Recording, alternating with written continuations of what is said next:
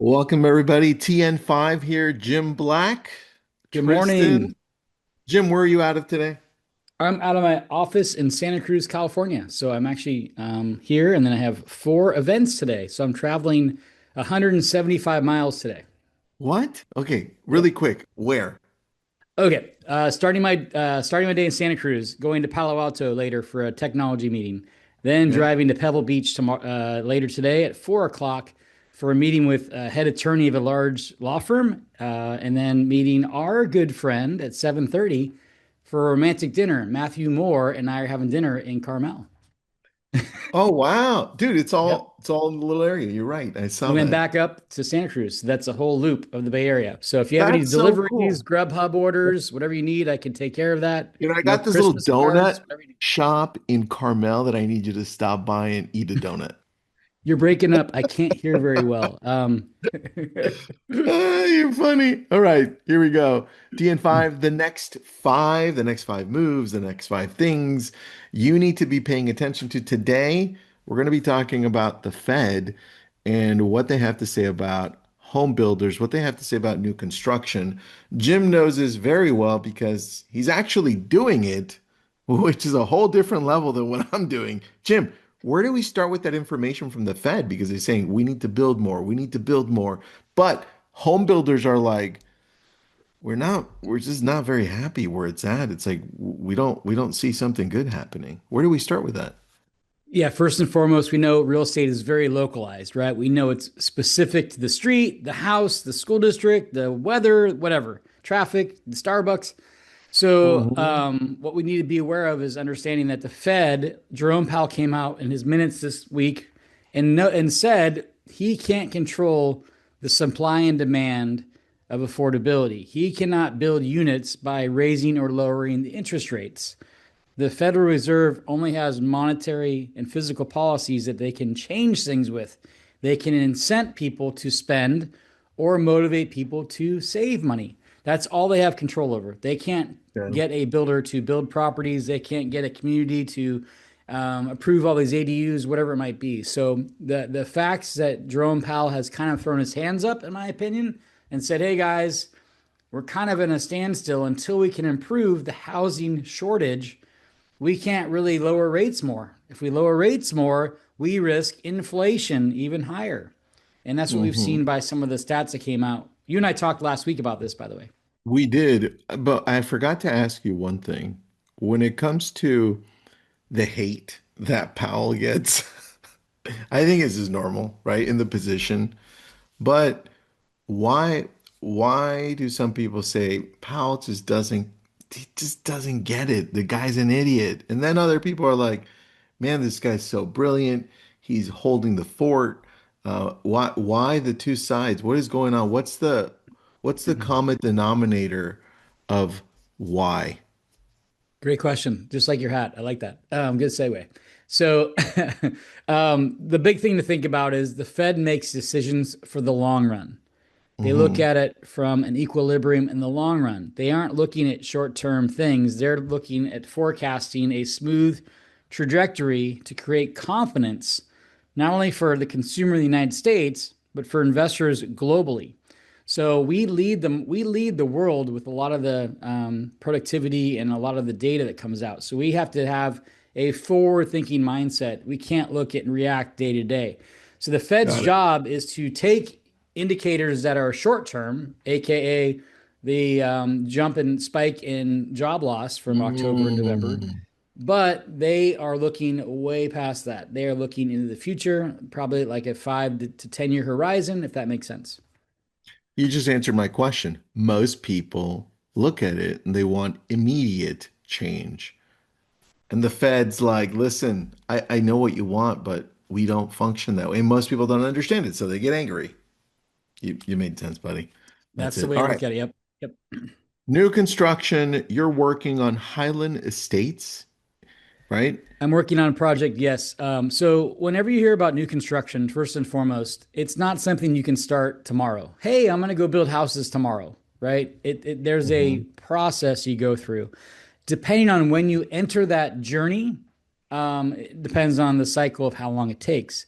I have an example of this in Wisconsin with my partner Sanjay, his father Vincent, and his brother Ajay, who've built over 2,000 homes in Wisconsin.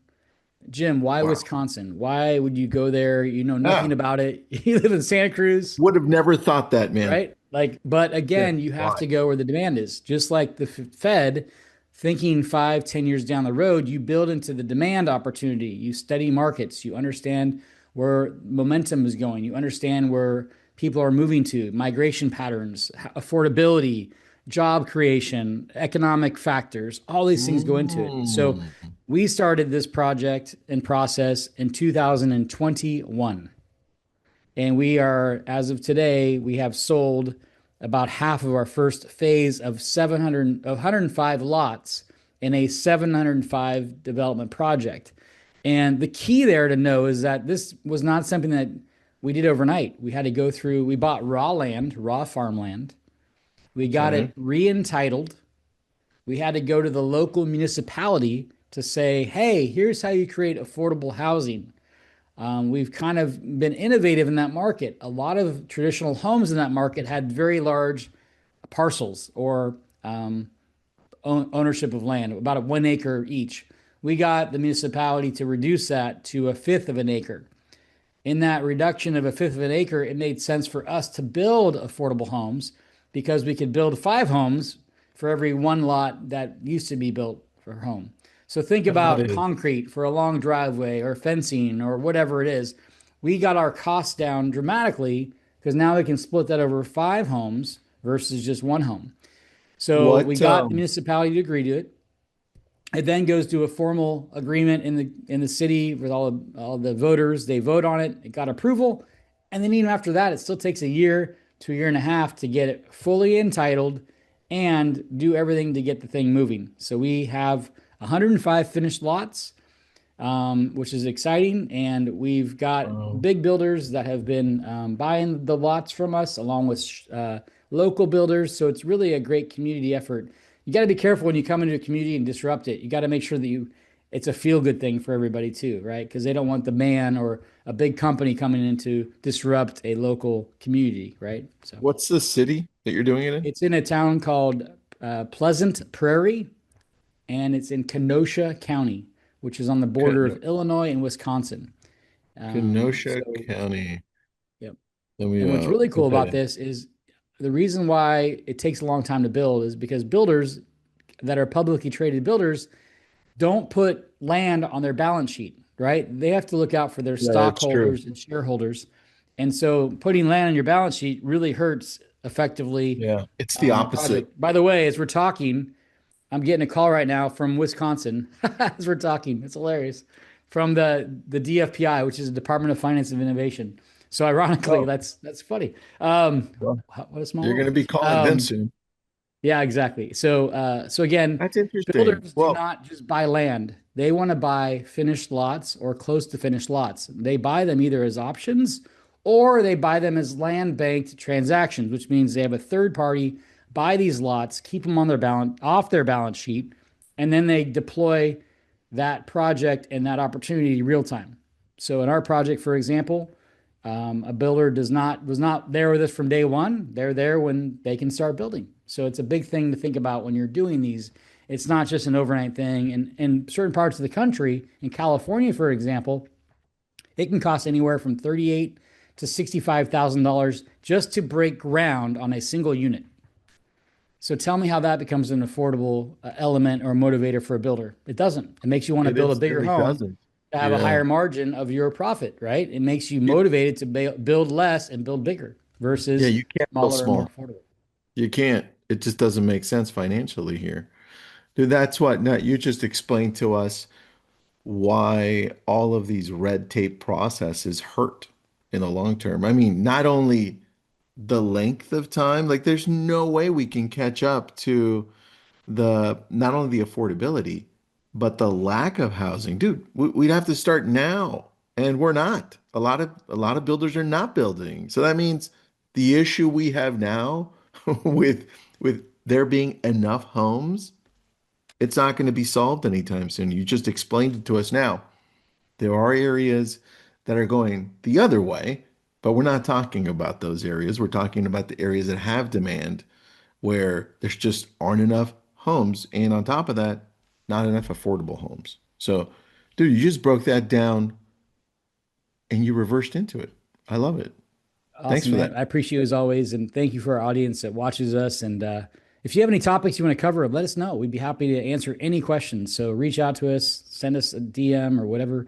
Let's give people what they want, right? Let's give them information that they want. And appreciate you as always, buddy. And I can't wait to get your Christmas gift for you at down at Pebble Beach today in Carmel. So I'll make sure I get you a Thanks, buddy. nice little gift. When you go to Carmel and you go, are you going to go to Carmel by the sea or no? Yeah, that's where I'm Okay. taking Matthew tonight. We're gonna go to Casa Nova, the restaurant, Oh, which is a I know where romantic place. Casanova is. That's crazy. I'm Okay, taking him so there. So, you won't be far from a little donut place. I want you to have a donut and take a picture. okay, we'll do that. Oh, it's so bad. Thanks, buddy. Appreciate you. All right, have a good day. Thanks, everybody.